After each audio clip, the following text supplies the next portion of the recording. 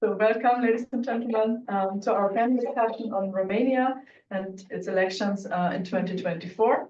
As we gather here today, Romania stands at a critical juncture with the results of yesterday's election still fresh and the final round of presidential elections ahead of us, just a few days. We have quite an interesting topic to discuss today and chose a nice timing, I would say. The recent first round of presidential election, as you all know, of course, on November 24th, delivered quite a surprise. Ultra-nationalist independent candidate Cătălin Ceaușescu emerged as the front-runner, followed closely by Elena Lasconi from the Safe Romania Union. This outcome shocked many, especially since traditional parties like the PSD and the PNL did not advance to the second round. After a pretty chaotic week, the results of the parliamentary elections bring a sense of maybe cautious optimism, but we might discuss this now. There is now the possibility of forming a pro-European government, at least theoretically, but we must recognize that right-wing forces collectively hold more than 30% of the votes.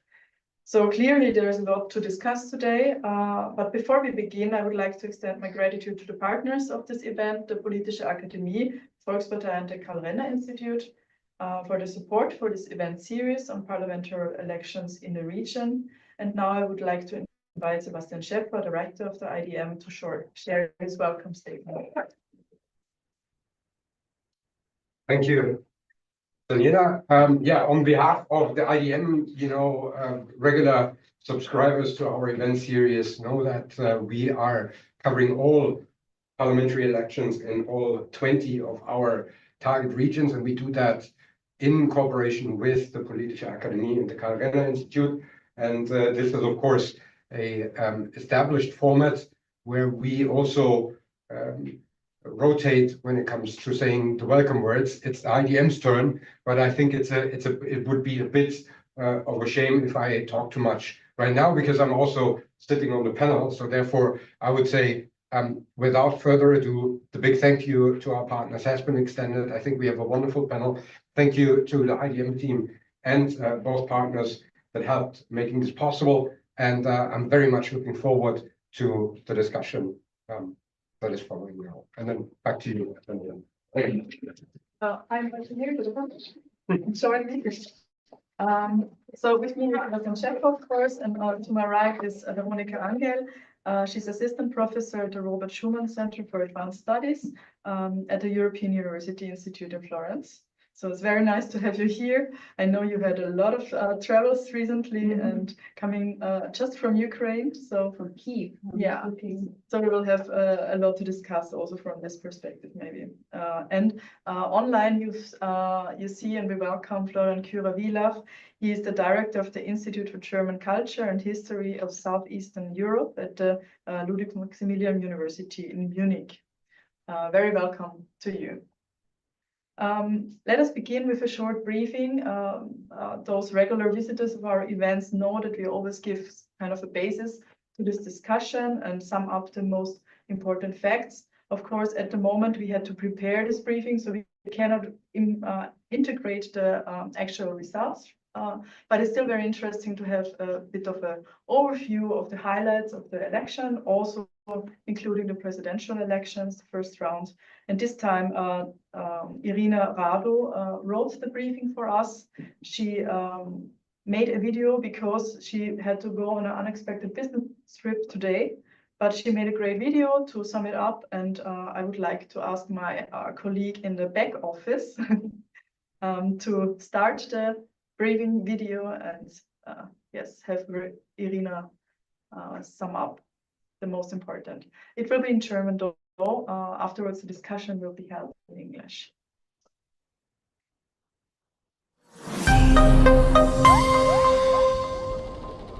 Wahlen in Rumänien 2024. 2024 ist ein super Wahljahr für Rumänien. Die Europa- und Kommunalwahlen fanden am 9. Juni und die Parlaments- und Präsidentschaftswahlen an 3 konsekutiven Sonntagen im November und Dezember statt. Nachdem am 24. November der erste Wahlgang der Präsidentschaftswahlen über die Bühne ging, entschieden die Wählerinnen am 1. Dezember in den Parlamentswahlen über die Zusammensetzung des Senats und der Abgeordnetenkammer. Für den 8. Dezember ist der zweite Wahlgang der Präsidentschaftswahlen geplant. Die Wahlen 2024 finden in einem komplizierten Umfeld statt. Hohe Inflation, hohes Haushaltsdefizit, die Aufwanderung von Rumäniern ins Ausland und der Krieg in der Ukraine. All diese Faktoren beeinflussen die Prioritäten der Wählerinnen, wobei einige Themen besonders im Fokus stehen, darunter Fragen der wirtschaftlichen Sicherheit und politischer Stabilität, nationale Sicherheit, der EU- und NATO-Mitgliedschaft und die Souveränität Rumäniens in einem angespannten geopolitischen Umfeld. Außerdem finden die Wahlen in Rumänien in einem vom Populismus geprägten Kontext statt. Im Gegensatz zu früheren Zyklen, in denen die beiden Arten von Wahlen weit voneinander entfernt stattfanden, zum Beispiel 2019 die Präsidentschafts- und 2020 die Parlamentswahlen, werden 2024 beide Wahlen zu nahe beieinander liegenden Terminen abgehalten. In der Aufregung der Präsidentschaftswahlen gerieten allerdings die noch wichtigeren Parlamentswahlen etwas in den Schatten. Die Wahlbeteiligung könnte durch die Art und Weise, wie die Wahlen eingesetzt wurden, und die allgemeine Apathie gegenüber der politischen Eliten beeinflusst werden. Die Polarisierung der Themen könnte jedoch das öffentliche Interesse erhöhen. Die Wahlen werden auf dem ganzen Territorium Rumäniens und auch im Ausland organisiert. Die Diaspora spielt dabei eine immer wichtigere Rolle und die wachsende Zahl von Wahllokalen und die Möglichkeit der Briefwahl könnten das Ergebnis beeinflussen. Die wichtigsten politischen Kräfte in den Parlamentswahlen. Die Senatorinnen und Abgeordneten werden für eine Amtszeit von 4 Jahren gewählt. Insgesamt wird das rumänische Parlament 465 Mitglieder haben, 331 Abgeordnete und 134 Senatorinnen. 31 Parteien und Bündnisse sowie 19 nationale Minderheitenorganisationen haben sich für die Parlamentswahlen angemeldet. Die Koalitionsregierung zwischen Mitte-Links-Sozialdemokratischen Partei PSD und Mitte-Rechts-Nationalliberale Partei PNL, die bis 2024 andauert, schafft eine atypische Situation. Die beiden Parteien konkurrieren bei den Wahlen miteinander, aber es könnte ihnen schwerfallen, nach dieser Zeit der Zusammenarbeit klar abgegrenztes Profil zu zeigen. Die Partei Auer, welche für die Werte Familie, Vaterland, Glaube und Freiheit einsteht und die für die Vereinigung Rumäniens und der Republik Moldau plädiert, positionierte sich als lautstarker Kritiker der traditionellen politischen Elite. Ihre Strategie konzentriert sich darauf, unzufriedene Wählerinnen zu mobilisieren. Die rechtspopulistische Auer verfolgt einen anti-elitären Ansatz und gibt sich unter anderem durch einen effektiven Einsatz von Social Media volksnah. Besonderheiten des Wahlkampfes. Eine Besonderheit dieses Wahlkampfes bestand darin, dass vorwiegend auf einer Bühne abseits der eigentlichen Wahlkampfs versucht wurde, die Konkurrentinnen zu diskreditieren. Dazu zählen etwa die Enthüllungen über den ehemaligen stellvertretenden NATO-Generalsekretär und unabhängigen Präsidentschaftskandidaten Mircea Joner im Zusammenhang mit den Vorgängen um seinen privaten Moskau-Besuch in 2009, das sogenannte Iohannis-Gesetz, das Präsident aus Iohannis die Teilnahme an den Parlamentswahlen hätte ermöglichen können, der Skandal und die Verbindungen von Laura Wikol von PSD, ehemalige Vorsitzende des Rechtsdisziplinar- und Immunitätsausschusses der rumänischen Abgeordnetenkammer, zum Unternehmen Nordis, das des Immobilienbetrugs verdächtigt wird, die Werbung für das im September erschienene Buch im Dienste des Landes von Nicolae Ciucă von BNL, wofür 2 Millionen Euro an öffentlichen Geldern verwendet wurden, sowie die Einstellung des politischen Dialogs von PNL mit dem PSD im Kontext der Spannungen zwischen den beiden Parteien. All diese Fälle sind außerhalb der eigentlichen Kampagnen aufgedeckt worden. Die anderen Kampagnenelemente, die in den Tagen des eigentlichen Wahlkampfs eingeführt wurden, waren weniger zahlreich und intensiv. Sie waren markiert unter anderem durch Kritik an den Kandidaten Elena Asconi von der USR, George Simeon von der AUR, Marcel Ciolacu von der PSD. Es ist jedoch erwähnenswert, dass der unabhängige rechtsextreme populistische Präsidentschaftskandidat, TikToker und NATO-Kritiker Călin Georgescu eine starke, antisystemische und traditionsgebundene Kampagne auf TikTok führte, wo viele seiner Videos in einem Monat vor der ersten Runde der Präsidentschaftswahlen am 24. November viral gingen. Im Vorfeld der Wahlen wurde in der Presse allerdings nicht mit der Möglichkeit einer massiven Wahlbeteiligung für Georgescu gerechnet. Sein politisches Programm umfasst unter anderem die Verringerung der Importabhängigkeit, die Unterstützung der Landwirtinnen, die Steigerung der heimischen Produktion, Steuererleichterungen für rumänische Erzeugerinnen, die Souveränität Rumäniens sowie die Rückzüge des Landes aus der Unterstützung der Ukraine und die Normalisierung der Beziehungen zu Russland. Der unabhängige Kandidat hat auch Botschaften auf TikTok verbreitet, in denen Rumäniens Mitgliedschaft in der NATO und der Europäischen Union kritisierte. Die Presse schrieb zudem, dass Călin Georgescu durch ein koordiniertes Netzwerk von Werbekonten unterstützt wurde, ohne dass die bezahlte Werbung in irgendwelcher Weise gekennzeichnet wurde. Viele seiner Beiträge waren durch legionäre Ansätze charakterisiert, aber bis heute wurden keine rechtlichen Schritte gegen ihn eingeleitet. Er hat den Legionärsführer Cornelis Hodranu und der Urheber des Holocaust in Rumänien, Ion Antonescu, als Helden bezeichnet. Präsidentschaftswahlen. In Rumänien beträgt die Amtszeit des Präsidenten gemäß der Verfassung 5 Jahre. Diese Person kann für höchstens 2 Amtszeiten zum Präsidenten gewählt werden. Der Präsident hat die Aufgabe, den Staat international zu vertreten. Er ist Garant der nationalen Unabhängigkeit, sorgt für die Einhaltung der Verfassung und das ordnungsgemäße Funktionieren der öffentlichen Behörden. Außerdem ist er Befehlshaber der Streitkräfte und fungiert als Präsident des obersten Verteidigungsrates des Landes. 14 Kandidatinnen haben sich für die erste Runde der Präsidentschaftswahlen angemeldet. 10 Kandidatinnen von politischen Parteien und 4 Unabhängige. In einem präzedenzlosen Fall hat das Zentrale Wahlbüro die Kandidatur von Diana Schäffer, Vorsitzender der extremistischen Partei SOS Rumänien, als unzulässig zurückgewiesen. Richterinnen des Verfassungsgerichts schrieben in der Begründung der Entscheidung, dass ihre Überzeugungen nicht mit der demokratischen Werten vereinbar seien und wenn sie Präsidentin werden würde, die Mitgliedschaft Rumäniens in der EU und der NATO gefährden würde. Ludwig Orban von der Partei Macht des Rechts ist am 18. November aus dem Rennen um die Präsidentschaft ausgestiegen, um Elena Lasconi von der USR zu unterstützen. Elemente der politischen Programme. Alle Präsidentschaftskandidatinnen versprachen, die Steuern nicht zu erhöhen. Die Kandidaten von PSD und PNL haben mehrfach erklärt, dass sie das Haushaltsdefizit in den nächsten 7 Jahren auf 2,5% senken würden. Trotz des andauernden Grenzkrieges und der zunehmenden internationalen Forderung nach einem starken Grenzschutz wird in Rumänien immer noch mit Gesetzen gearbeitet, die Anfang der 90er Jahren entworfen wurden. Die Debatte über die nationalen Sicherheitsgesetze wurde jedoch schnell beiseite geschoben. Im Zusammenhang mit dem Krieg in der Ukraine ist hinzuzufügen, dass auch Kandidat Giorgio Simeon offiziell die NATO-Mitgliedschaft und die Stärkung des Ost- und Südflanke des Bündnisses unterstützt, aber im Gegensatz zu den anderen Kandidatinnen davon ausgeht, dass Rumänien nicht in einen Krieg verwickelt werden dürfe und seine Neutralität wahren solle.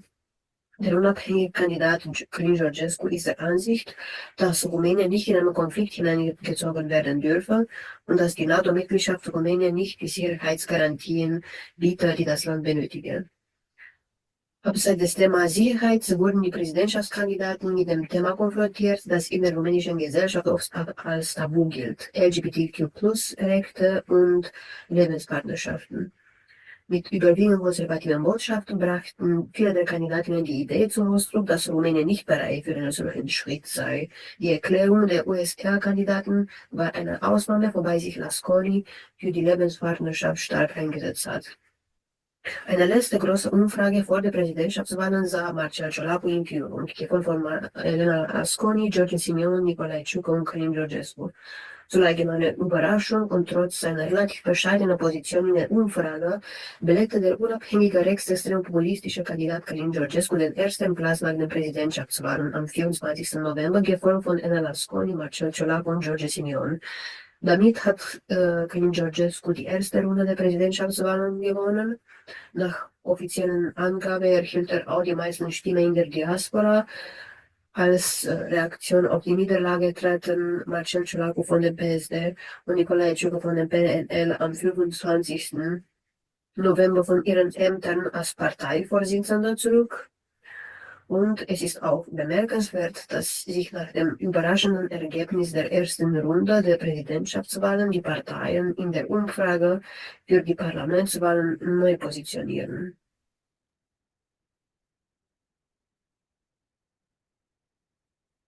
Thank you, Irina. She's not here today with us, but I think we can give her anyway an applause for this great. I will definitely convey to her. You will be able to read the full briefing soon. We will send it out via our newsletter. So if you're not a subscriber yet, please do so, and also follow our social media channels for updates.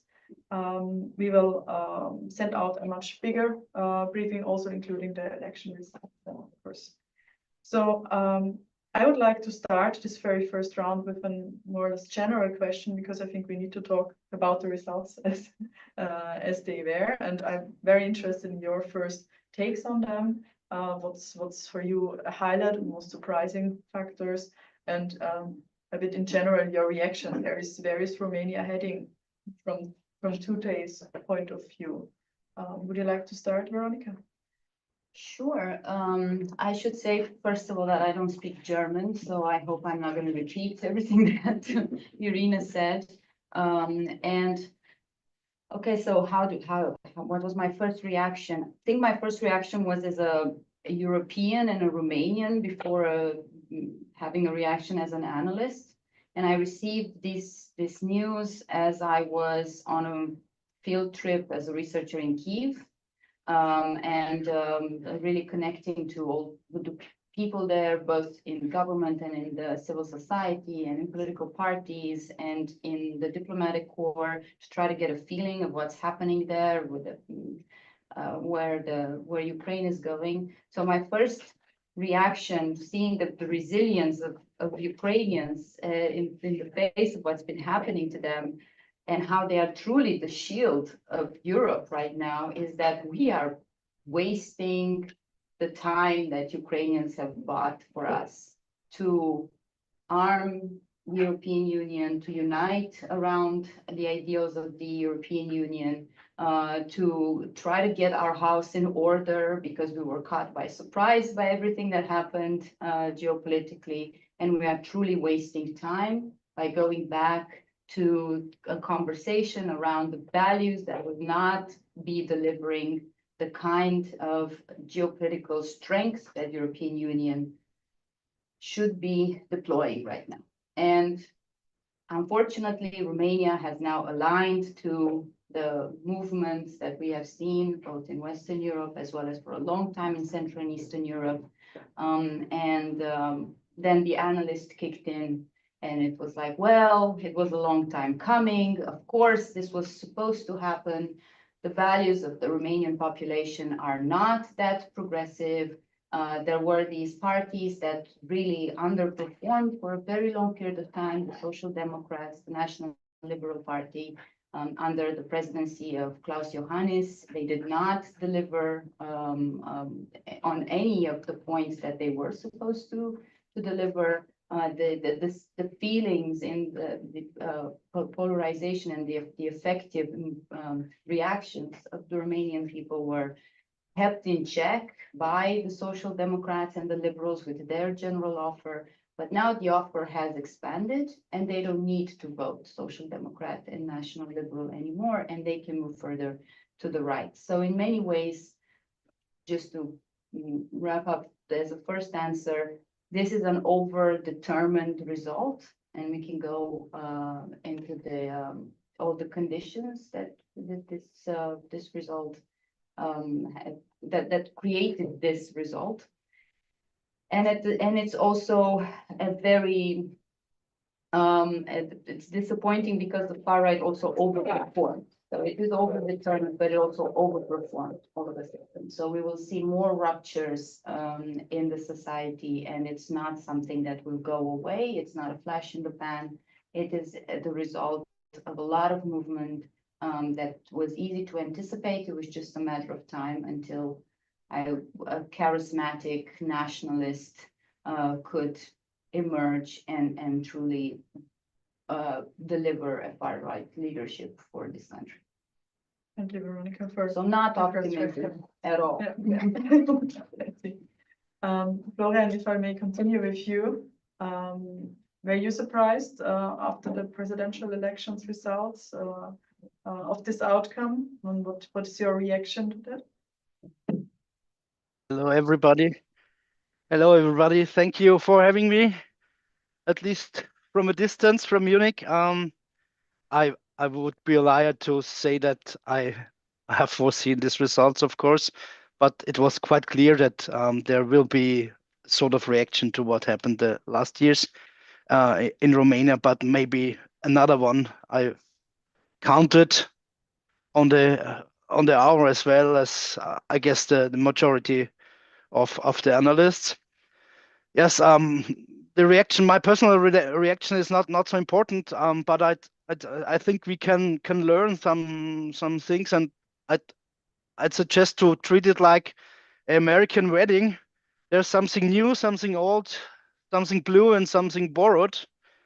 Let's start with the old one. We have to acknowledge or recognize that the church is still one of the most important factors and decisive factors for elections, and maybe surprisingly now in the diaspora as well.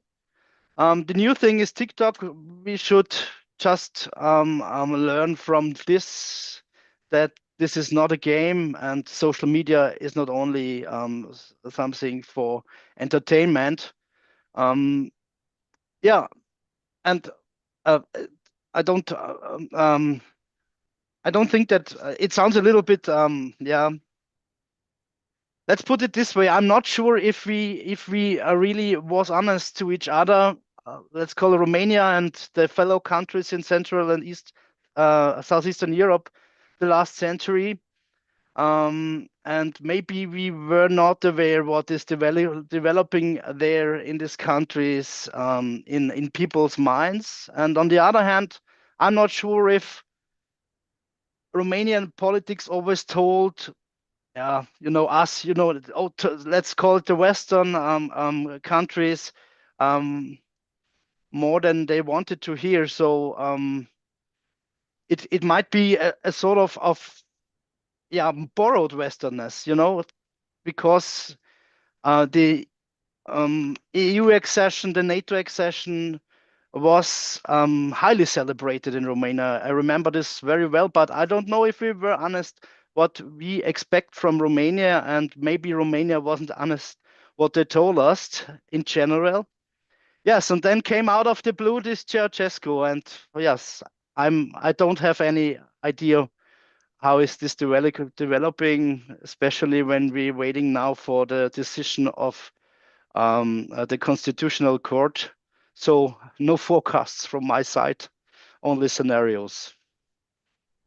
Okay, thank you very much for your honesty and also for the metaphor, which is, I think, a nice way to put it.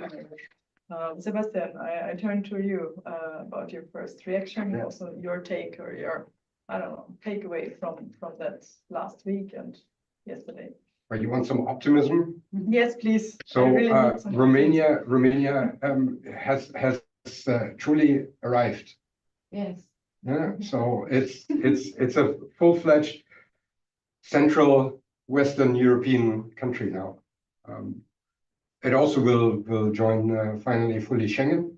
There's also something that is an achievement. But of course, nowadays, arriving in Western Europe means you have the desire for a strongman, right-wing populist that leads the country back to whatever greatness they think they were at a certain point in time, which is per se already interesting if you look at the region, because I mean, if everybody claims their biggest expansion, this will never work.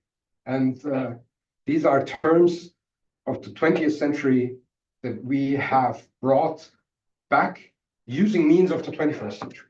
Florian mentioned TikTok. I'm not optimistic with regards to the future of democracy if we do not quickly realize how this game is played. And I didn't, of course, also I did not foresee that Ceausescu will win the first round. To be honest, I didn't know that guy existed a week ago. Because you have on TikTok. Exactly, exactly. But what it not so much surprised me because I remember when I talked 4 years ago after the last parliamentary elections and the back then surprise win of our, which had, I think, just below 10% at that time, which was based on their performance and gathering support through social media and people from NGOs on the street, which is something that we now see as a pattern in several elections that we have seen in this super election year, as also Verena called it. And here, these striking similarities and our inability to deal with this is really something that worries me, and that's about all the optimism I can sort of find somewhere. Okay, thank you. I need to filter the optimism out of that. Maybe it's a little bit in the, maybe we can find a little bit in the turnout if we want to see. No. At least, what do you think? Is it a sign for the political atmosphere at the moment? And what are the reasons for about 50%, if I have it correctly in my mind? Which is slightly bigger. Well, I'm not sure, and I fully appreciate that we want to find an optimistic thread to the conversation. You don't need to stretch it. We're really stretching it here. No, so there could be reasons to interpret this outcome as a sort of a reawakening of the mood to go to elections and vote for something that is aligned with something they want, but and that people actually found representatives that are representative for themselves, right? So up to a point, we can say, okay, the people have voted, the electoral process has been correct. There haven't been any kind of challenges in that sense. There are investigations ongoing into how Călin Georgescu managed to finance his campaign, because he seemed to have lied about the financing of his campaign. There were no investigations into Russian interference, which is again odd for a country that has been under attack with misinformation and hybrid warfare for a long time. And so but still the system, apart from these issues, seems to have been strong enough to deliver a result that is aligned with people's intentions. Now, that's all that we could celebrate when it comes to the institutions. The fragility of Romanian democratic institutions has been long studied and long talked about. And it was, as I said, ripe for a candidate to come even out of nowhere.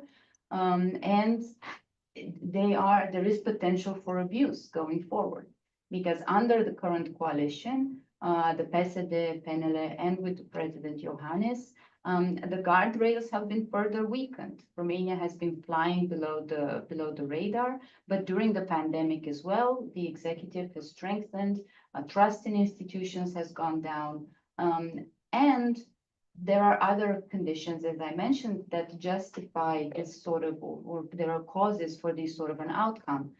The way that the pandemic has been handled, so Romania is one of the lowest in intaking vaccine intake with Bulgaria. So they're really the bottom in the European Union.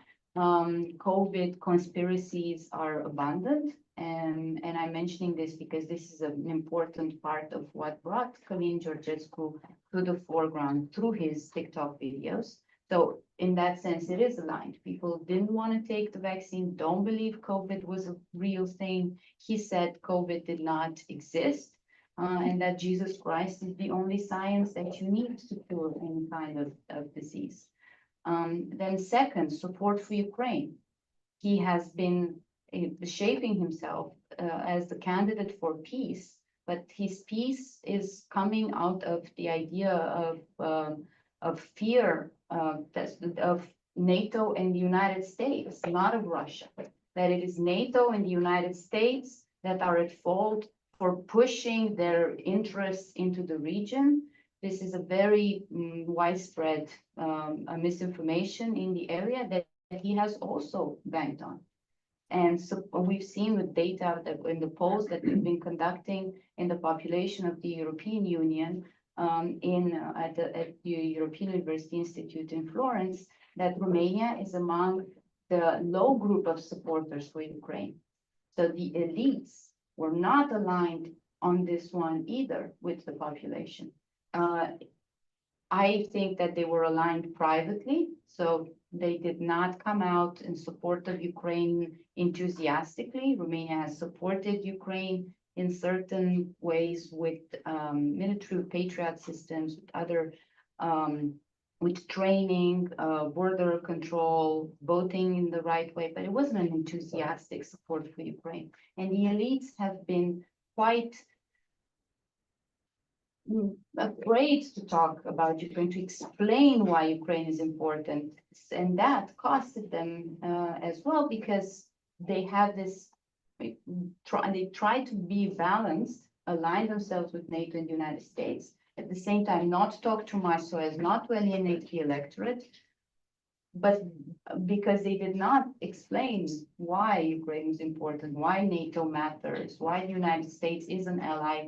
This group of people then have been pushed into someone who gave them an explanation. And that is the second important aspect, is that I think really brought these people closer to a success, on top of the fact that their values would align. Also, the church had a bigger deal. There's this scare, which could be the imported thing of the rise of LGBTQ, as they call it, propaganda, which is a thing that's been extracted from the media, because this is not an issue that is discussed in Romania. Of course, LGBTQ rights is an issue, but it's not a discussed issue. So it's really, they've invented that it's a situation that just polarizes society out of nothing. So it's a sort of a like I said, an overdetermined outcome. I don't think there is much to celebrate that people have gone to the vote, to cast their vote, that there was such a widespread offer on the far right spectrum.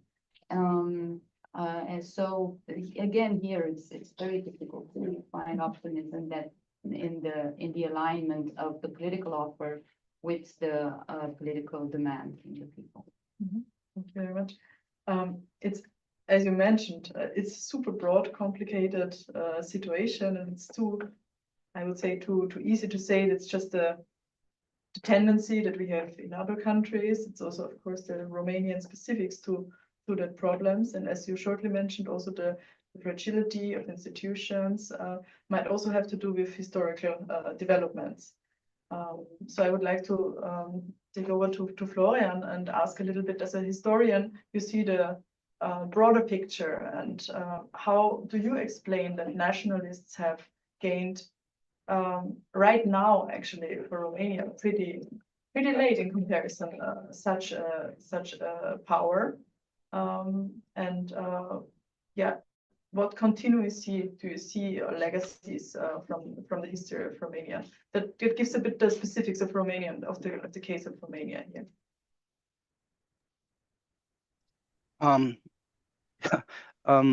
It's always a little bit dangerous to make too strong historical legacy comparisons, but I think in the Romanian case we see quite good how, yes, we talked about the institutional weakness, and I see the same, or we can say the same for the interwar period.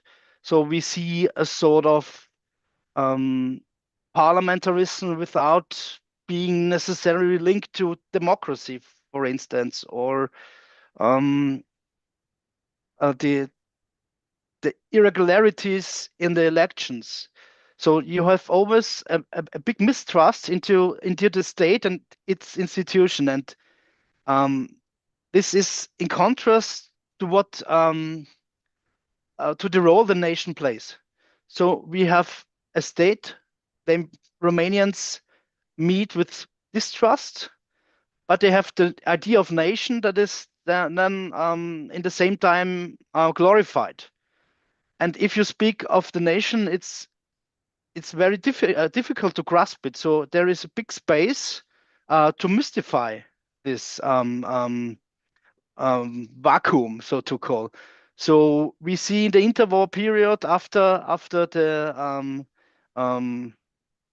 fail of in the 1920s and the fail of several parties of different ideological direction, that there comes in a sort of messianic and mystical behavior. So we have, and I see the same now, a sort of opposition between, let's call them technocrats of power, yes, with all the things we know about not only Romania, but especially in Romania, corruption, clientelism, and so on. And on the other hand, a sort of messianism, yes, the sort of redeemer myth, as we know from the Iron Guard in the 1930s, from Codreanu as the leading person. And when we see Ceausescu and what he says, he's not very concrete, but he has this esoteric rhetoric that is linked to religious topics, that is linked to nature and very, very general topics. Peace, yes, you know, everybody's the Bible is he's quoting the Bible, so he doesn't make politics in a narrow sense, but he appears as a sort of yes, Messiah, the redeemer of the Romanian nation. So the nation is in that moment the opposite of the state.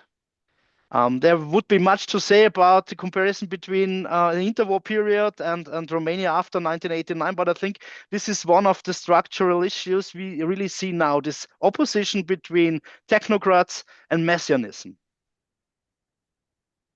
That brings us actually to the neighbor country, Hungary. Their nation is very often seen already as a synonym of the state, or the other way around, and its political leaders.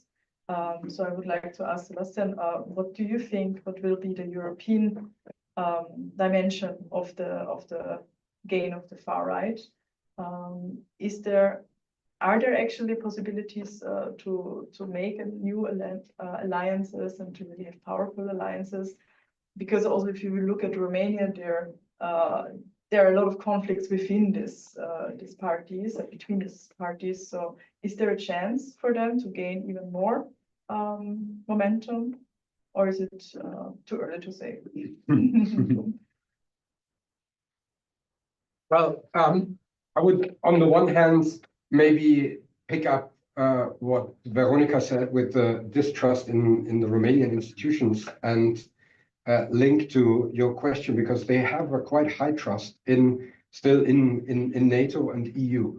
So it's higher than parliament, president, whatsoever. Where there's also a certain trust is the military. It's the highest, the military and the church. Yeah. And I mean, these factors in one sense show us that actually Euroscepticism is not that dominant in the society, at least based on these polls. But on the other hand, if you of course look at the election results, this is certainly a trend that we have been seeing throughout the region and throughout the EU. And here a very challenging factor that I see is, as damaging as Brexit was, not only for the UK, but also in general for European integration, I think it's much more dangerous that we now have this shift of parties that do not want to get the country out of the EU, but to destroy the EU from within. Mm-hmm. And here certainly, if such a trend would continue, that would just give rise again to these forces in the European Parliament, but then also more importantly in the parliaments in the EU member states. And here, I think, yeah, still a certain fragmentation amongst them might be there. But what we have also witnessed is that there is actually nothing that we have as a concept to sort of stop their momentum. We've seen that in Austria, even with this huge scandal 5 years ago, that doesn't prevent that they then have the biggest results in the latest election that they ever had. And a certain fear that I see is that there might be a possibility they will not be able to maybe form a government on their own, but there might be certain parties that say, why not? We can demystify them if we bring them into power. And this is something that not only historically, but also very recently has not worked very well in many countries. And here I could see that this is something that this mistake might be repeated. And then, of course, it has ramifications for all of Europe, not only EU, all of Europe. Veronica mentioned Ukraine, etc. I wanted to add something to Florian's comment about this messianic message that Călin Georgescu is putting out. So first of all, we need to look at who are the voters that most likely voted for him. And these are young people between 18 and 30. So this is it's really worrying because young people don't know who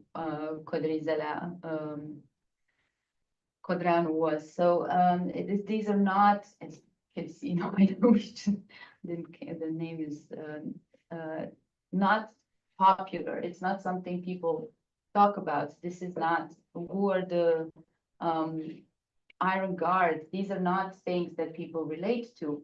And the things that we notice in these sociological polls about young people is that they're much more concerned with economic outcomes. So even if Romania has had this incredible growth since it became a member of the European Union, the distribution of that growth has been very unequal.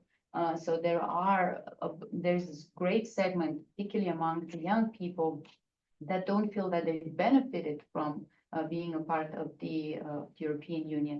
Romania also has the lowest, the highest early school withdrawal in European Union. So people who don't finish basic education. So there's this toxic pool of people that have not been taken care of with policy, with any kind of directions from the current government. And now we can see that they are misguided. The role of TikTok was important because in the analysis that investigative journalists have done since we didn't know who Georgescu was before, you can see that the kind of short videos that he puts on TikTok and how he became known and viral was not because he said he celebrated Antonescu's deeds or anti-Semitism or all these more really fringe things that he's saying. They're very basic things that show him as a powerful man. He's copying Putin a lot. He's doing all sorts of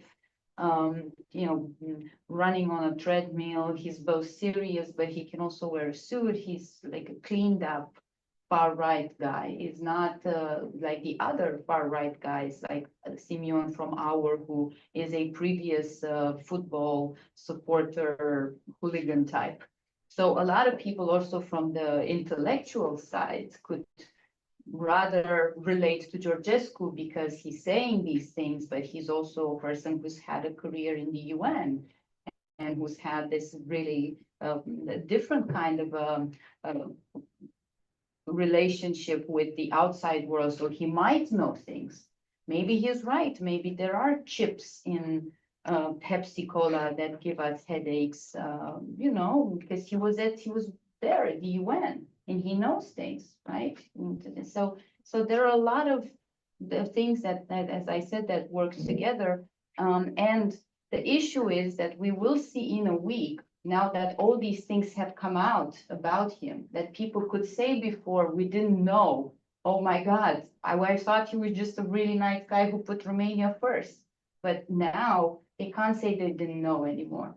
So if in a week the people still come out, and they probably will come out and vote for Călin Georgescu, they will vote knowing what he said. And then we will have a true confirmation that Romanians in their majority, well, not their majority, but those who do represent and vote, are not that disturbed by his statements, not necessarily because they are anti-EU. He doesn't say we should be out of the EU. He says, like you said, that it's just the EU has moved away from its original purpose, and this is his new position. Previously, he said that Romania didn't get anything since 1989. It was just robbed by all these foreign powers. And the same with NATO. So now we will truly see if people sanction these kind of statements. And it's very possible that they will. We should also talk a bit about coalition formation. I don't know if we later. Okay. We come to that point. I just would like to also ask Florian maybe about talking a bit about the PSD and its role after the election results. Is there any? Do you see any consequences in the politics of the PSD after the elections, or what are the failures, would you say, in addressing issues that would be, from a very Western naive position, very social democratic topics to address? There's the analysis in this regard. I think this very, very big coalition of the last years, we know this from the 19th century in Romania, the Coaliția Monstruoasă. I don't want to compare it, but it was also a very interesting constellation. This big coalition guaranteed for the international association and powers a sort of stability. And if we see if we have a look at the data, we see that the economy is developing quite well. So from this point of view, this coalition, the presidency included, worked quite well and kept Romania as a stable and reliable partner in the international sphere. What became, of course, much more important after the invasion, the full invasion in the Ukraine.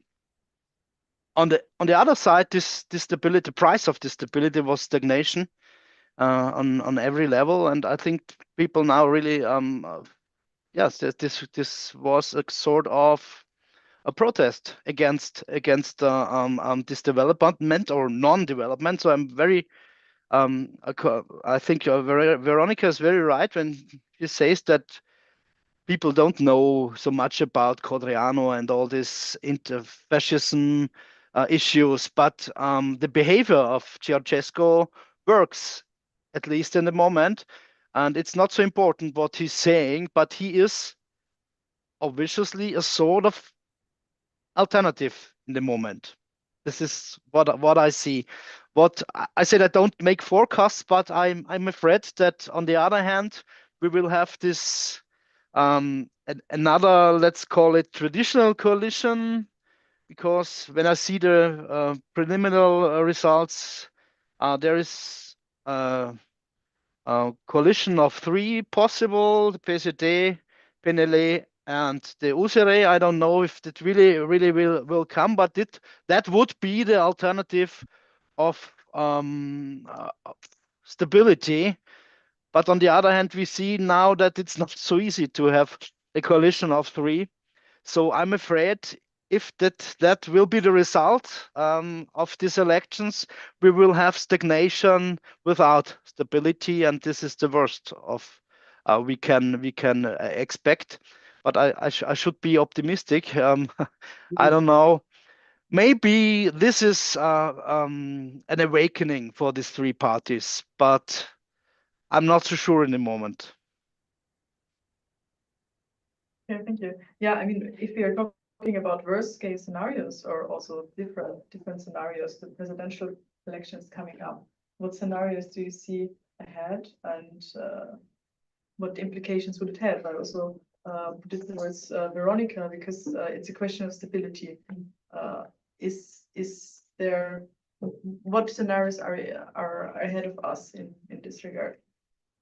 So first of all, how the parliament looks like now. So Romania is a bicameral system, and so you have the Chamber of Deputies and the Senate. In the Senate, the far right won a majority, so there's no alliance that can be made there. There is slight hope that they hate each other more than they hate the others, because there is that's the main party that has now stabilized, institutionalized, and has doubled its seats in the, probably Irina said this in the German introduction. And then there's another party, SOS, that has 7%, I think. And then there is there's this small party, the Young People's Party, that supported Georgescu, that also made it the threshold at 6%. And with the redistribution, they have now 55% in the Senate, and I think 37% of seats in the Chamber of Deputies, which is a major win. So in the Senate, if they come together, they will always have the majority going forward. In the Chamber of Deputies, everyone else has to come together for them not to have the majority. So that would be the Social Democrats, the Liberal Party, and the UDMR, which is this Hungarian party that actually came out to vote more than ever before. So the scare of nationalism triggered Hungarian vote. That's a positive. There we go. In the counties where they are well represented in Transylvania, and so there could be a coalition there. Now, as we've mentioned, it's very difficult to bring all these parties together. You can bring the PSD, the PNL, and the Hungarians, because this is a traditional coalition. They've formed governments before. The USR might join with an expression of take the country from the far right, so like cordon sanitaire type of thing, but they will prove to be very disappointing for their own electorate. So it's up to them to negotiate now some kind of a situation where the PSD, the Social Democrats, could also support Lasconi for president. And this brings me to your question. To form the government, the president has to nominate the prime minister.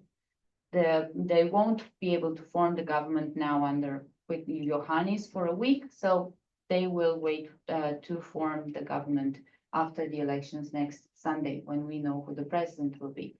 If Georgescu becomes president, then he will be able to nominate the prime minister. It's likely that prime minister will be from or from another party that could unite all others behind them. The rules don't say that the party that has most votes should have with Romania has been situations before, so we're all experts in constitutional affairs. Also, I've written a lot about this. If there is no party that has a majority, then it's whoever can deliver a majority. So it doesn't have to be someone from the Social Democrats. It can be someone else. So he can nominate a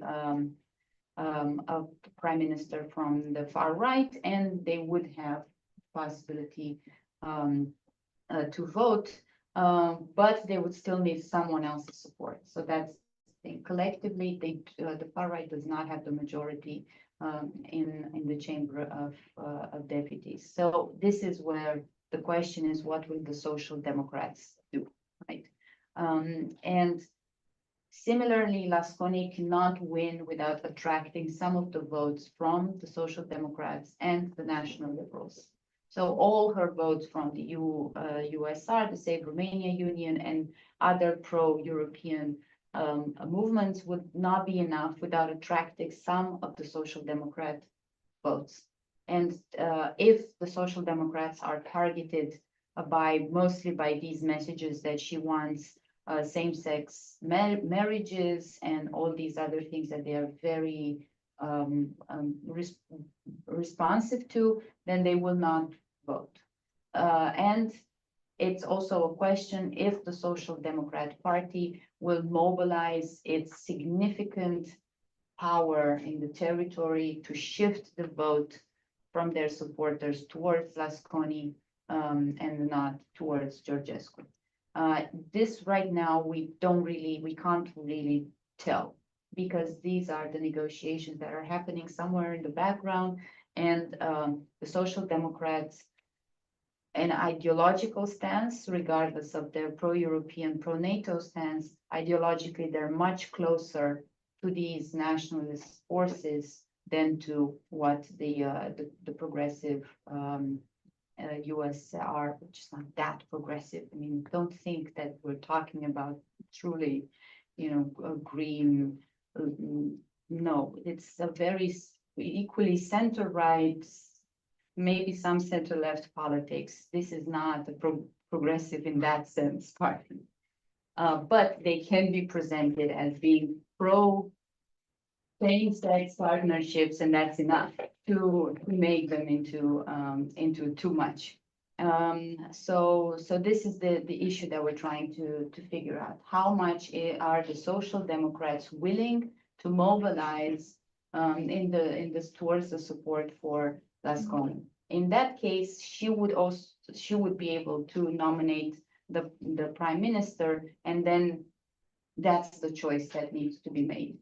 What are the costs of creating a grand coalition among all these parties that are different or similar, but they don't really like each other? And will that deliver instability?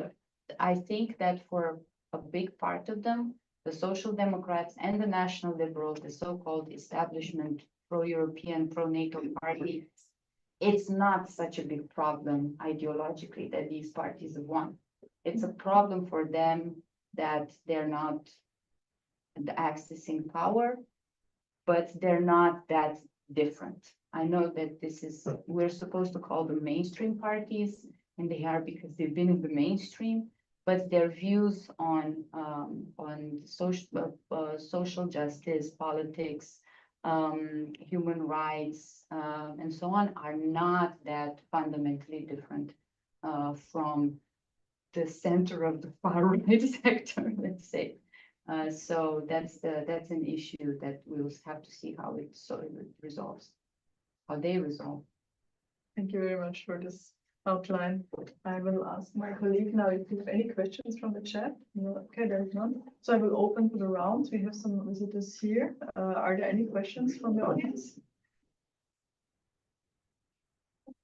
We have a core here. Yeah. So I will start with Mr. Kaufenberg. Okay, well, thank you very much. Highly interesting. The biggest surprise in my eyes, and I would like to ask it, is that this pro-Russian candidate is so popular as he is pro-Russian and pro-Putin. When you look at Bulgaria, it wouldn't be such a surprise. Also, historically seen, it wouldn't be a surprise because Bulgarians were always closer to Russians. However, in the whole history of Romania, including Ceausescu, one always tried to be in distance from Russia. So that's a real surprise. And I just wonder how you would explain that. Thank you. Yes, it's a very good question. And this is why we conducted these public opinion polls on support for Ukraine, and I'll tell you why that matters. Because we look at what drives opposition to Ukraine, and it's not that Romania is pro-Russian; it's anti-Ukrainian, and what drives this kind of aid, and I can explain that from the history that Romania and Ukraine has had. What drives these sort of attitudes are like rather the feeling of threat from NATO and the United States. And here is where Romania and Bulgaria are quite similar. So it's not the pro-Russian faction. It's the fact that why can't we just keep the status quo? It's not I know it's difficult to understand, but it's not that the Russians disturb the status quo. Even if they attacked Ukraine, it's NATO and the United States that have pushed into the region. This is a very popular belief, this information that has not been countered by the elites. And as I was saying, Romania also has a history because all this region has been changing territories across borders for a very long time, has a history with Ukraine that nationalist forces have used to stoke up anti-Ukrainian sentiment. Why are we helping them? There's this northern part of Romania that really, unless the skewed here should be Ukraine, but it's in Romania? No, it's just turned a little bit like that. So there's this northern part, Chernivtsi Oblast. Yes, that a lot of people in those regions would say that it's a lot of Romanians that still live there. And then there are really minor things in many ways that have been reused, brought back to the fore, and this idea that why was there so much help given to Ukrainians when this could have been aid distributed to other Romanians. So it's not that this pro-Russian sentiment is high. The pro-NATO, pro-American, pro-European sentiment is much higher in the country. It's just a misunderstanding of where the source of the problem is that these people have really worked with. That was a long answer. No. Or is it a question? Oh, okay. And we have another questions. I'll take the lady in the back. Yes. Yeah, thank you. I'm Vishna Ukov from the Political Science Department of the University of Vienna. Thank you very much for the excellent exposition. I have two questions to put this a little bit in a more comparative perspective. So one thing is, does the experience of Romania, and especially the results of the presidential elections, where neither the PSD nor the PNL went to second round, does it tell us something about the dangers of grand coalitions? And I think, in a way, when Giorgia Meloni was becoming the prime minister of Italy, it also happened because her party was not the only one that was part of the previous coalition. Far right was growing in Germany in times of the German grand coalition. So just, to what extent does it actually tell us something about the potential dangers of this? And then secondly, Veronica mentioned the sort of the unequal benefits of the Romanian economic growth. And I was just wondering, especially with more recent developments, to what extent was the inflation actually one of the reasons or one of the motivations? We know that, it has played a role in punishing incumbents in other areas, including the United States. So to what extent was this also an issue or something that led the citizens to sort of vote in a different way based on their economic experiences and concerns? Maybe I can take a comparative perspective here, and I would say to a certain extent maybe, but I think it's a bigger challenge. And I mean, if you look now that there is a call, and I mean this comes from I don't read Romanian, so I haven't read it in Romanian obviously, but this comes from European journalism that calls for a pro-democratic coalition, yeah, where we come already. Yeah, I mean, they even ran together in the local elections and the European parliamentary elections. We come from this, and now we want an even bigger grand coalition to save us from the far right. I think that the major challenge is, and I'm not advocating for getting far right parties into government, quite the contrary, but we do not have a good idea how to deal with the overall trends that we are seeing.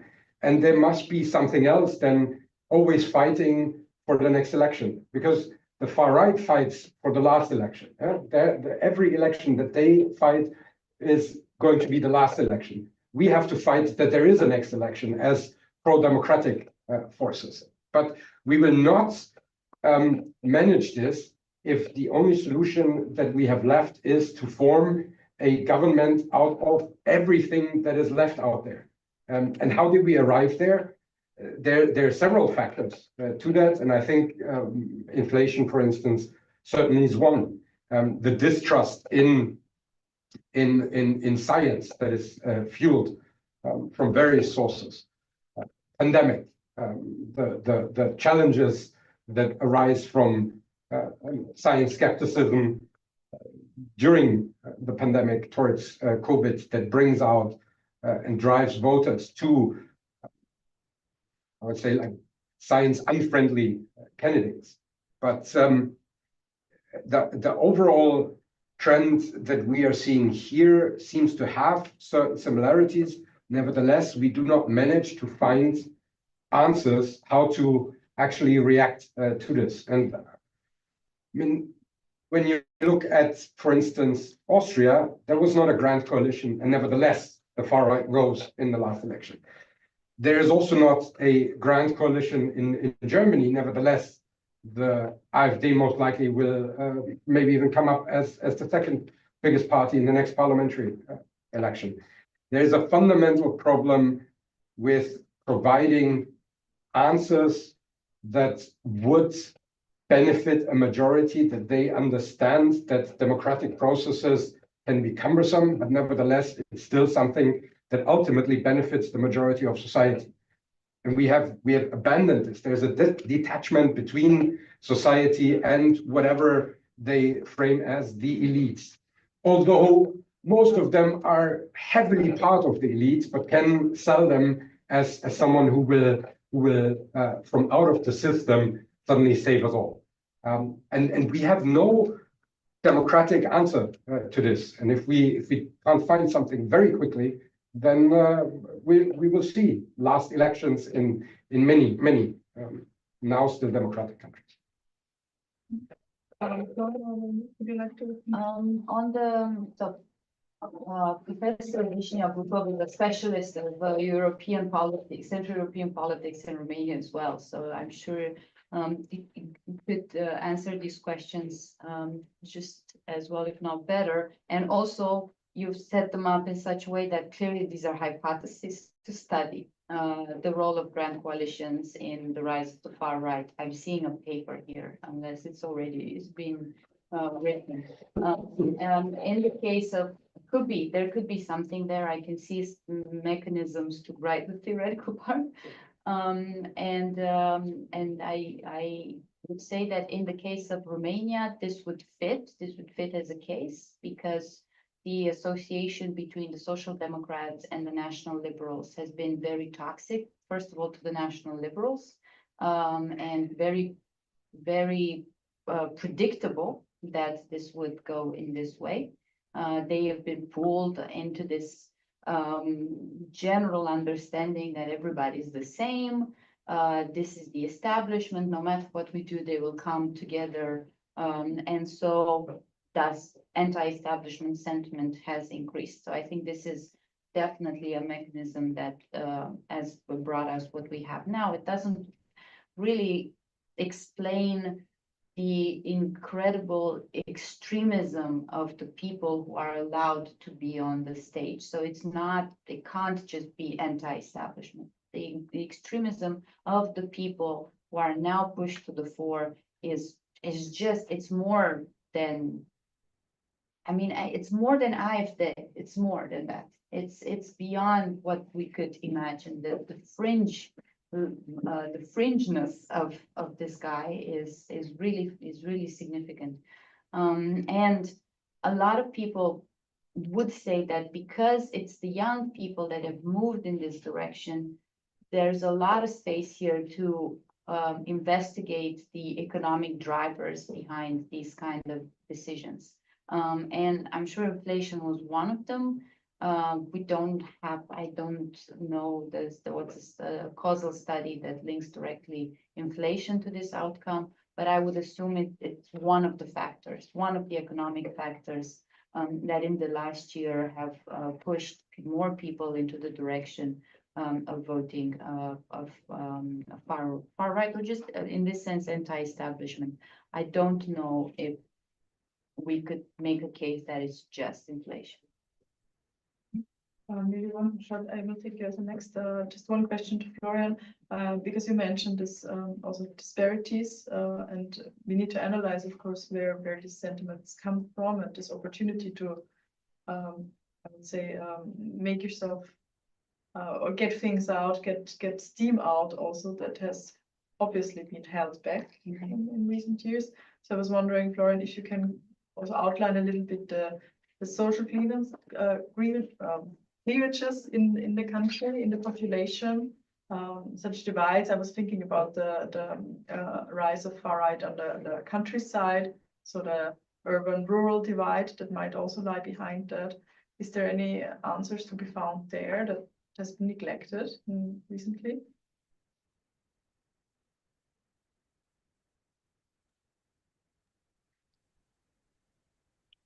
One has to be careful to not to generalize too much, but I think we can clearly see some, yes, I would call them traditional cleavages, like urban and rural areas. As we see, the OCRA only can win in cities, in bigger cities, or nearly only can win in bigger cities. We see as an historian, it's very interesting. We see this old phantom borderline along the Carpathians. That means where along the borders where old Romania and the new regions in 1918 were annexed, do vote differently. So we see in Wallachia and Moldova, the PSD is still able to succeed, but is going to be replaced slightly by the far wing or sovereignist parties. And on the other hand, we see that the liberals are able to win more likely in Transylvania. So we see some traditional trends from the last 30 years. But I think, and this is why I'd like to add something to what Veronica said, the biggest cleavage is in the moment pro or anti-West. Because you're very right, Sebastian, when you say we have still a little bit more than 50% pro-EU, pro-NATO. But what I see when we talk about 50%, there's another half. So Romania is developing to a sort of swing state, so to speak. And yeah, the cleavages, in my opinion, and of course, anti-Ukrainian behavior belongs to that. But in general, I would call that not pro-Russian and not so much anti-Ukrainian, because from the surveys, I don't see such an anti-Ukrainian behavior. But I see a sort of cultural war, as we can observe in many countries in Europe. So it is also a question of zeitgeist, and I think that's not good news, because zeitgeist, so an overall trend, is very, very difficult to fight. Yeah, that's what I'd like to add to the biggest cleavages in the Romanian society. Yes, there are many contradictions actually that we have to analyze still and understand a bit more, I would say. Now we have another question from the audience. Yes, my name is Kührer-Wielach, and I want to make the following contribution and question. the situation is like this, that I was in the European Center right wing from 97 to 2004, and I was very active to support the NATO and EU membership of Romania, and I was many times there. All the time, everybody was very pro-American and very pro-European, absolutely. Even because already there was a feeling of a very strong unfairness against Romania and of being rejected by the West. Now let's zoom 20 years onwards, and Romania is trying now, I think, 13 years to be in Schengen. Now finally this had happened, but in a very humiliating manner. Now Romania is still not in OECD, has not the Schengen waiver of the US, has also not been invited to join the Euro, while in fact it has more wonderful economic data actually compared to most of the Euro members. And all these things add up also in comparison with Croatia and with Poland. Poland, for example, has infrastructure development, which is uncomparable, much better than with the Romanian situation, where still you see a lot of unpaved roads. Croatia, in direct comparison, was now in the Eurozone already 2 years in Schengen and has been much better treated by the European Union. And the forces who are against us, especially Orban, it knows how to use this deep feeling of entrenched unfairness perceived by the Europeans in Romania, and they know how to deploy that. And I wonder really how all the experts are surprised. Orban has announced exactly his strategy of supporting Anghel very clearly. Since 2.5 years, he's campaigning all in Central Europe to take power with his proxy forces. Now he has found this new person to promote, and we are all like shell-shocked. And instead of uniting the forces behind Lasconi, we are still, okay, she's not completely liberal. She is very much the best force now to support, and events like this have to be really uniting the forces behind the democratic candidate. And then also a little bit of self-reflection of the academic elite and of the political elite of Europe. Was it necessary to treat Romania and Bulgaria so shabbily in the last 15 years or 16 years of EU membership? And if not the resulting crisis today, when the push comes to the shove in the war, we are now really sowing the results of a very unfair policy towards Romania and Bulgaria in the last 10 years, which was also supported by the European establishment with all this CFM and Romania is corrupt and all these kind of things, which of course was not very popular in the Romanian European electorate, and they feel very deeply disappointed by Europe. And the result is this debacle. Thank you for this perspective. Would you like to comment? I would like to add a piece of good news. Romania has been invited to join the visa waiver program as well. So at least that's happened under this government, on top of the Schengen thing, which indeed it's been a very politicized program, even if the borders are perfectly okay to join Schengen, even under a far-right leadership. On the contrary, they're likely to strengthen the border even more and invest in the border. So in that sense, these things cannot be reversed.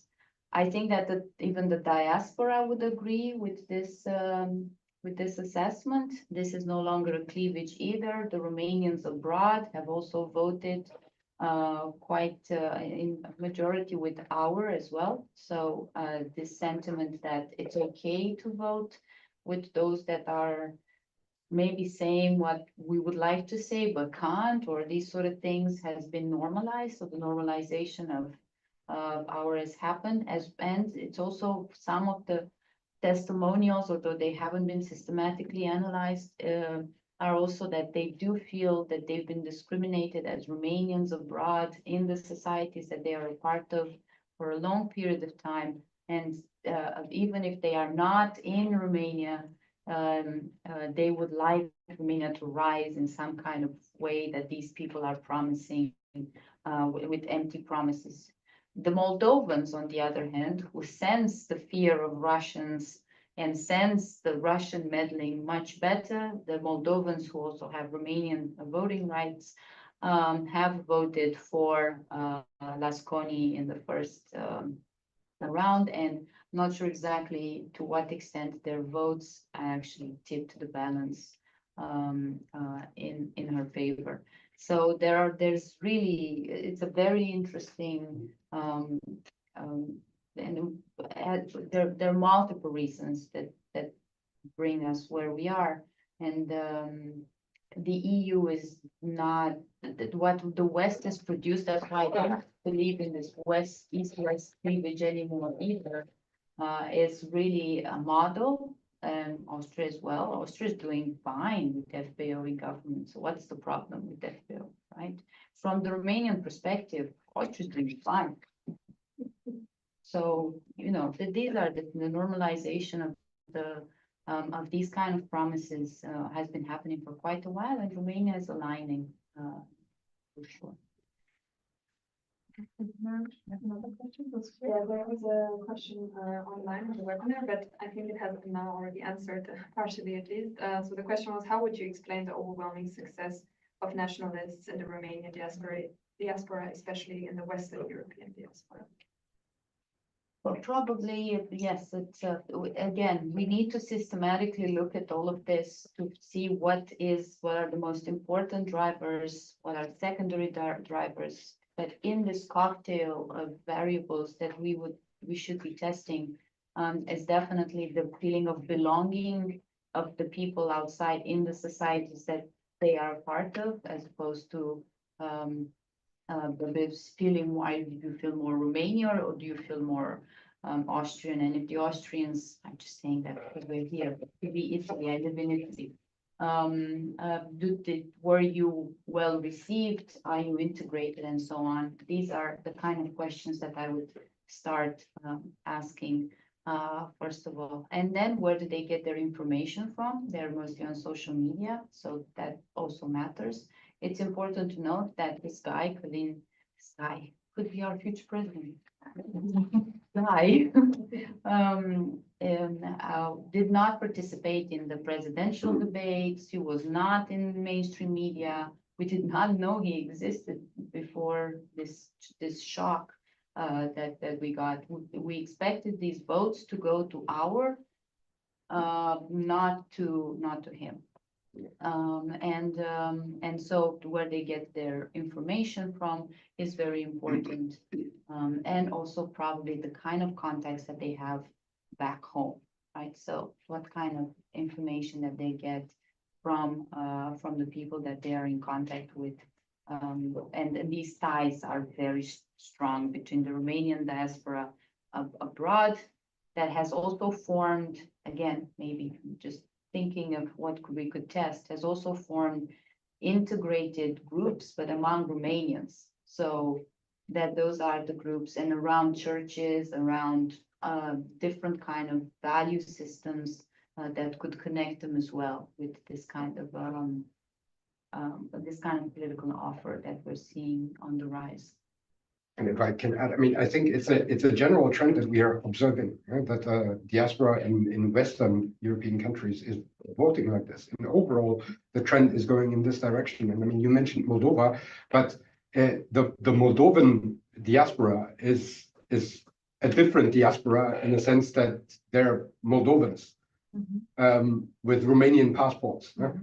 And there's a different approach towards the voting, also maybe resulting from the recent experience. And what we see, I would say, are general trends. And again, this is, yeah, there might be certain spikes in certain countries towards a certain direction, but I think the overall point, and this is something that Gunther mentioned, I think involuntarily, is one thing is we are victims of this and that, yeah?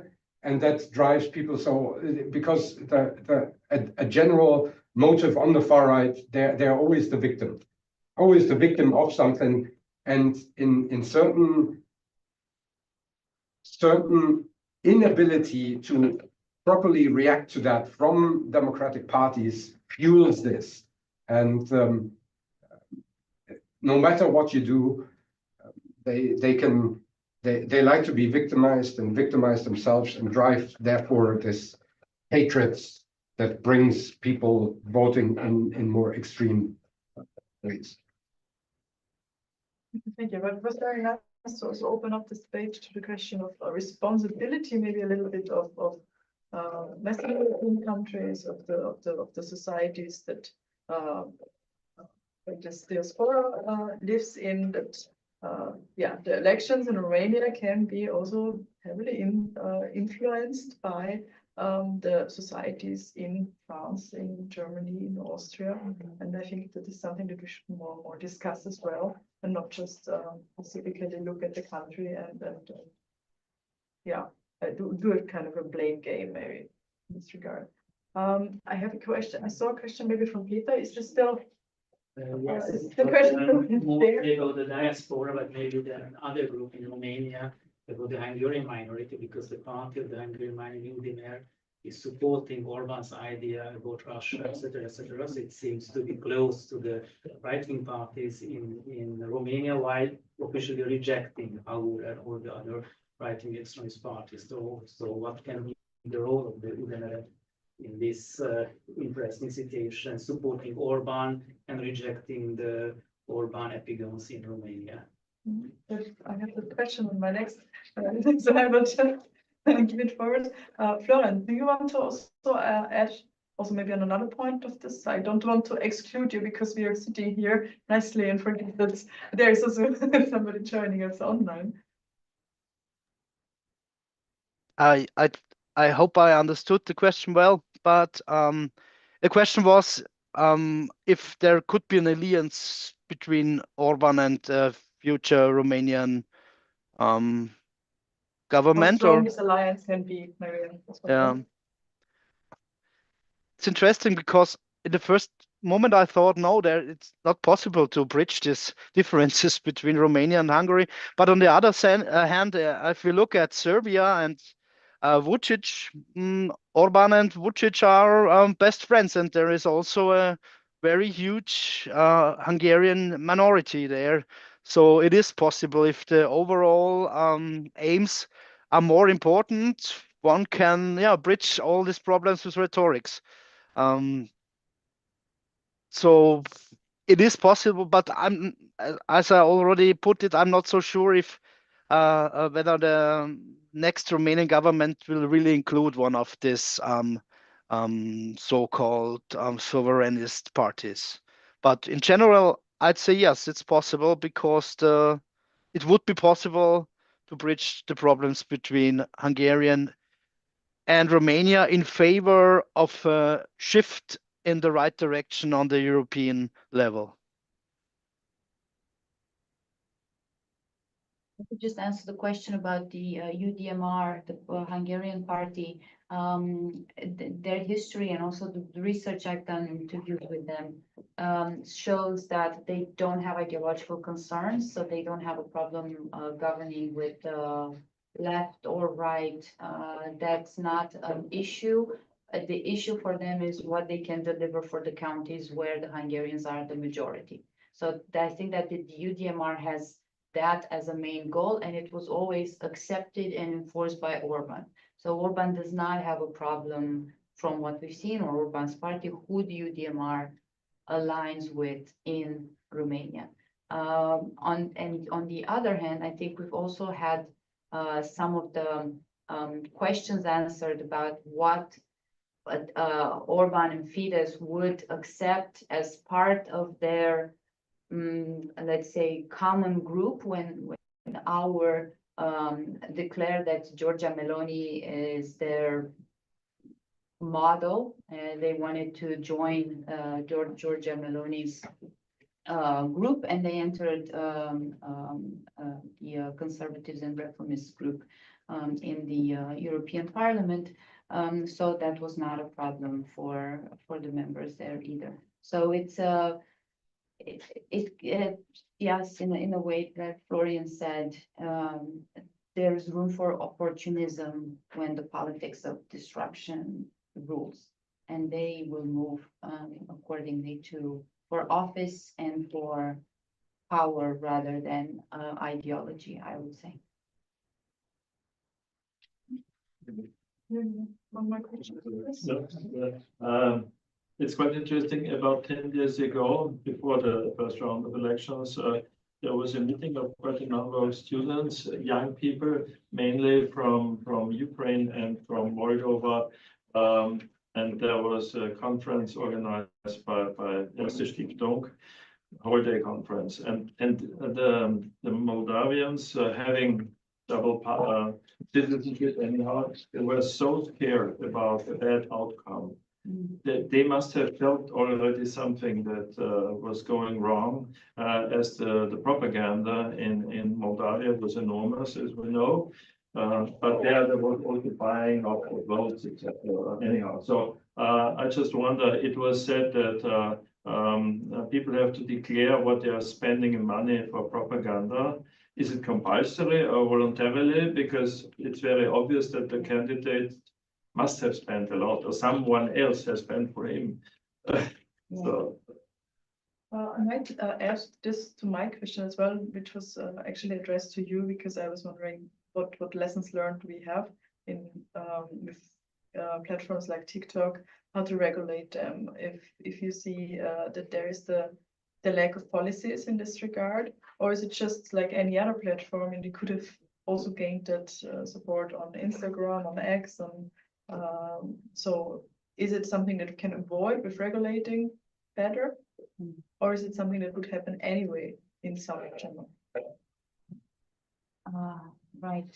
So I'm not a specialist of social media. My understanding has always been that unless these platforms are regulated, there is no way to fight disinformation. So we're countering 21st century problems with 20th century solutions when we try to just a little bit tackle them here and there.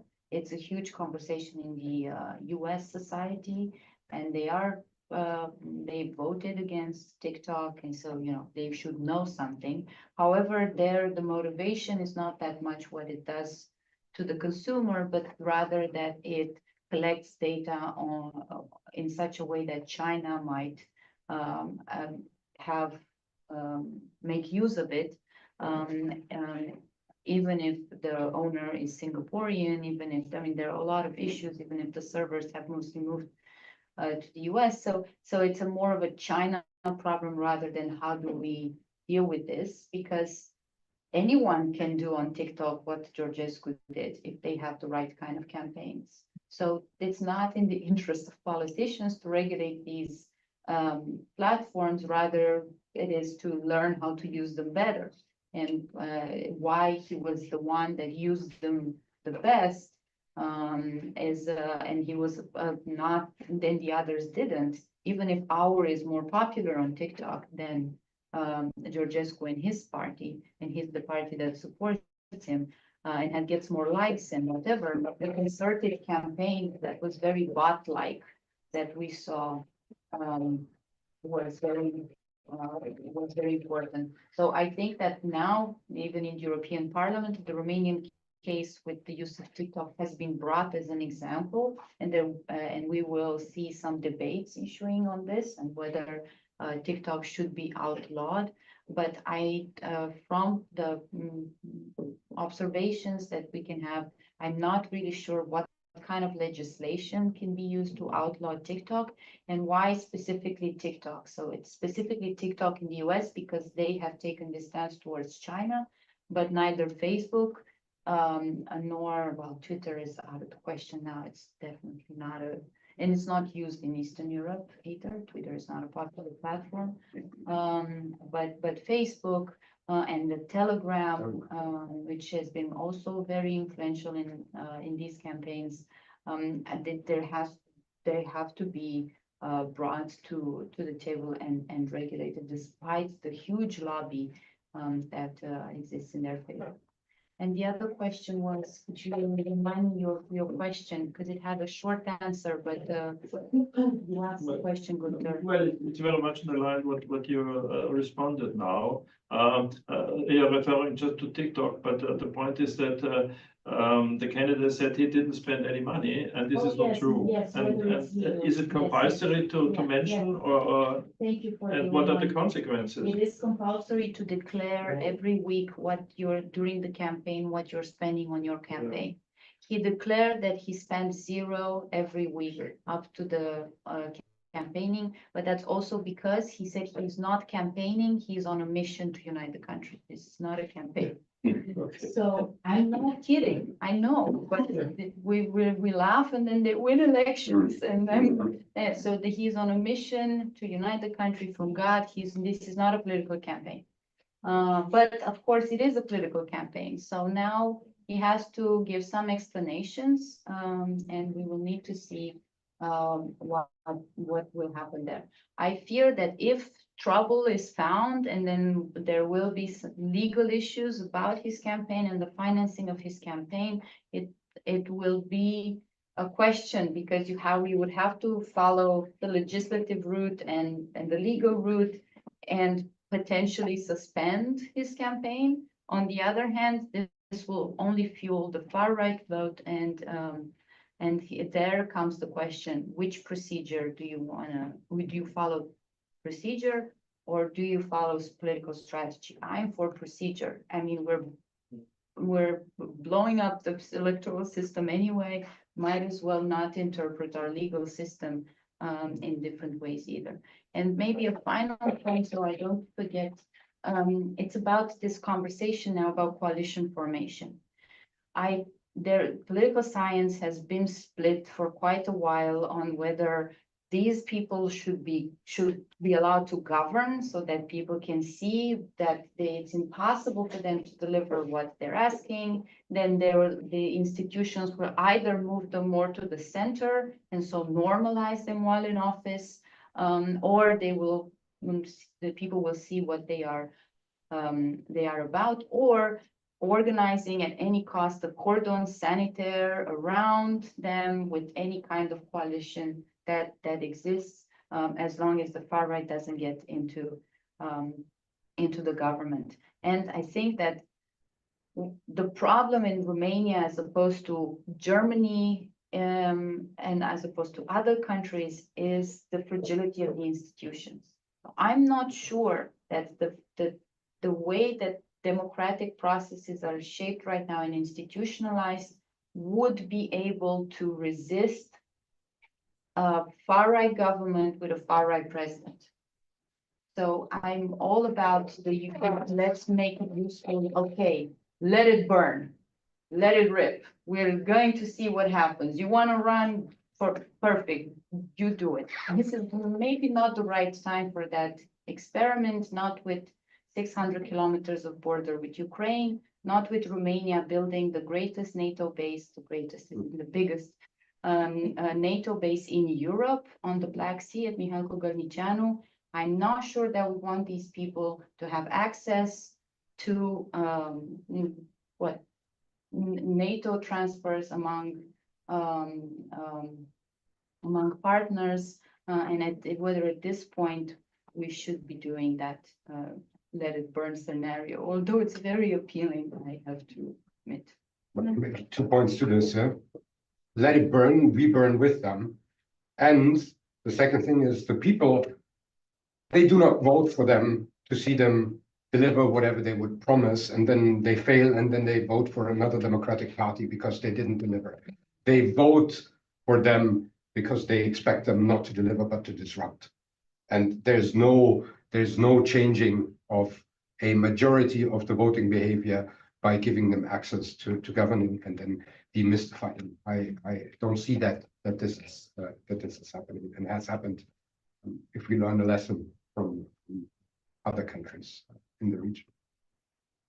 Okay, I think it's time for a final round, a very quick one. Yeah. Before we leave today, we always or very often do some kind of wish round, and I know this can be tiring, especially if I force for optimistic wishes or whatsoever, but I don't do that. I just want you maybe to focus a bit on the new EU Commission and ask you what you hope that will be in the focus of attention when it comes to Romanian politics and Romania as a partner on an EU level.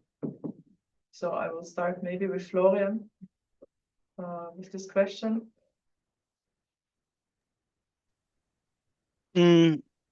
maybe many things, but there is one thing that I really consider important: to treat Romania and Romanians at eye level, not as a second-class member of the European Union, but as fully integrated. And this has to be the way, because that brought us forward together always.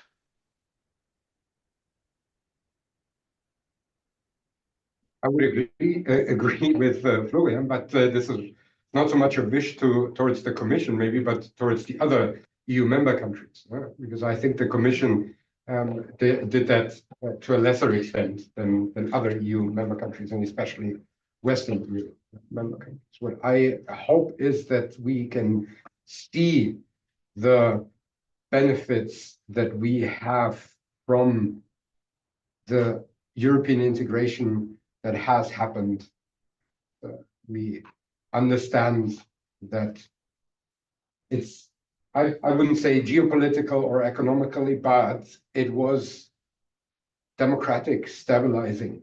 And we are losing this sort of, and therefore we need to see much more from a European institutional side supporting democracy within the European Union member states. And this would be something that I would hope. Well, according to the mandates that commissioners have received from von der Leyen in their mission letters, rule of law reigns very high. So if you read them, you see rule of law comes up everywhere. Also enlargement. EU enlargement is a process that will feature very highly on the agenda of the European Union. And it's in the interest of all members of the European Union to continue with the process of EU enlargement, not because it's some altruistic thing to do towards Ukrainians or the Western Balkans or Moldovans. It's because it's in their interest to have a vision that goes beyond the petty politics that define these material domestic problems. So if we're wishing for things, I think it's realistic. It would be for the European Union to find itself to accept that it has this geopolitical role right now, that Romania is an important partner, that Ukraine has to be an important partner, and so are the candidate states. And it's not just about trying to maintain a status quo or trying to build stability. It has to be about going beyond it, because just like Sebastian was saying, what do democratic forces have as a response? And the response cannot be, let's keep as much of what we had. Let's try to maintain a status quo, because there is no status quo wanted to go back to after Russia's invasion. And we are in an unbelievably fragile position. We need to invest in our defense industries. We need to link those supply chains with the countries that are candidate states so that Russia knows that we are serious. We need to respond to the isolationism that is coming out of the United States. We do not have time for Călin Georgescu. That's my point. And unfortunately, if we pay too much attention to these sort of things at the EU level and not push further, be more ambitious than the stagnation that they are delivering, I fear that they are going to win anyway. Mm-hmm. Thank you very much. I think that's a great final statement and wish to Europe as a whole. I would like to thank you again for your contributions. It was a really interesting discussion. I learned a lot, and I'm very happy you made it. I have to say, sorry to interrupt, that the delays did not happen before I reached the Polish border. Well, that's so always the case. The trains in Ukraine work perfectly to the minute. Mm-hmm. The moment I reached Krakow, there would have been the constant delays, and going into Austria as well. Because of the weather, because of fog, I'm not saying it's not good, but the delays were not on Ukraine at all. Is that important? It's noted and recorded here. Thank you again for coming here. Thank you again also to you for your interest. As mentioned before, that it is recorded, so it will be available on our YouTube channel. Please subscribe to our newsletter also to be informed about the next elections coming up, because there is Kosovo voting in February, also Germany voting. We have two interesting and exciting European elections, let's say, ahead of us. And yeah, both will be covered by the IEM, of course. And yeah, from my side, thank you very much again, and have a nice rest of the day. Thank you.